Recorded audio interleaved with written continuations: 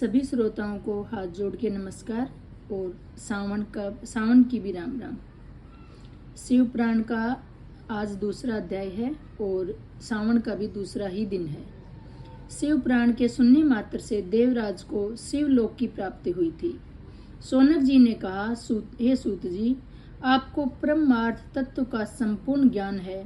आपकी कृपा से, आपकी बताई हुई दिव्य कथा से आज हमने यह जान लिया है कि इस भूतल पर कल्याण के लिए इस कथा से उत्तम दूसरा कोई साधन नहीं है। अब आप हमें कृपा करके यह बताइए कि इस पृथ्वी पर इस कथा को सुनकर किस प्रकार के पापी शुद्ध हो सकते हैं। सूत जी बोले, हे मुनि, इस पुराण के पठन अथवा ज्ञान से अवश्य ही पापी, दुराचारी और काम क्रोध में डूबे रहने वाले लोग शुद्ध हो सकते हैं। कुछ प्राचीन इतिहास का वर्णन सुनिए।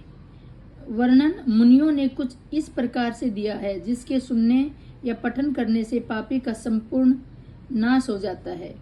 प्राचीन काल की बात है। एक नगर में एक ब्राह्मण रहता था जिसका नाम देवराज था। वह ज्ञान के विषय में बहुत ही दुर्लभ, दरिद्र और वैदिक धर्म से विमुख था। वह अपनी दिशा से भ्रष्ट हो गया और वेश्यावृत्ति के कामों में लगा रहता था। उसे स्नान, संध्या आदि कर्मों का ज्ञान नहीं था। वो हमेशा उस पे भरोसा करने वाले लोगों को ठगता था। उसे सभी लोग के धन को हड़प लिया था और वह एक ही धर्म में मतलब धर्म का कोई भी काम नहीं करता था। लोगों से झूठ बोलता था और चोरियां करता था, लोगों के धन को हड़पता था। तो एक समय पर वह घूमता हुआ प्रतिष्ठान पर पहुंच गया था। वहां बहुत सारे साधु महात्मा इकट्ठे हुए थे। वहां पर एक शिवालय था, शिव जी का मंदिर था, शिवालय। उसकी नजर उस शिवालय पर पड़ी। उसको यह सब देख जब बुखार सा आ गया, उसे पीड़ा होने लगी। इस शिवालय में एक ब्राह्मण शिव पुराण की कथा कह रहा था। तब वो बुखार में पड़ा हुआ ब्राह्मण भी उसे निरंतर सुना रहा था। 1 महीने के बाद वह बुखार से अत्यंत पीड़ित होने लगा और फिर चल बसा।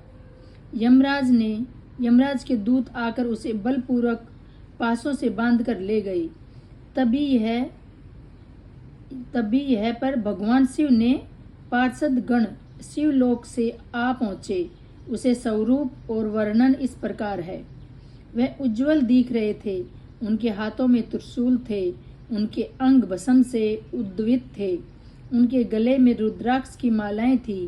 वो लोग अत्यंत क्रोध के साथ यमपुरी में गए और यमराज के दूतों को खूब मारा और धमकाया और उस देवराज को उन्होंने चंगुल से छुड़ाया।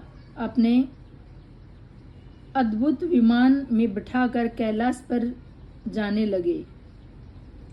तो यमपुरी से तब बहुत कोलाहल मचा गया था, जिसे सुनकर धर्मराज भी अपने भवन से बाहर निकले। तब भगवान शिव ने उन दूत को देखकर धर्मराज से अपने ज्ञान दृष्टि से सब कुछ जान लिया और उनकी पूजा की।